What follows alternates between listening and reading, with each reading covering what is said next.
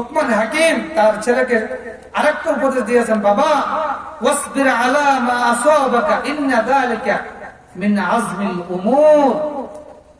বিপদ আপদে তুমি ধৈর্য ধারণ করবা। বিপদ আপদে কি ধারণ করতে হবে? ধৈর্য ধারণ। মানে তুমি যখন সৎ কাজের উপরে থাকবা, সৎ কাজে মানুষকে যখন আদেশ করবা, সৎ পথের উপরে অটল থাকলে তোমার উপরে বালা মুসিবত আসবে। ওই বালা মুসিবতে তুমি ধৈর্য ধারণ করা তোমার 1 নাম্বার কাজ। যত মুসিবত আসুক না কেন, অনেক মুসিবত আসবে। আপনি যদি মুত্তাকিওয়ালা হন, আপনি যদি নামাজিওয়ালা হন, শয়তান আপনাকে ধোঁকা দিবে, মানুষ শয়তান আপনাকে ধোঁকা দিবে। চেনা এই শয়তানের ধোঁকা থেকে, ওয়াসওয়াসা থেকে, মানুষ শয়তান থেকে, সকল বিপদ আপদ থেকে ধৈর্য ধারণ করতে হবে। কার উপরে? তাওয়াক্কুল করতে হবে। কার উপর? আল্লাহর উপর। এরপরে ভালো কাজের আদেশ দিতে হবে এবং মন্দ কাজ হতে মানুষকে বারণ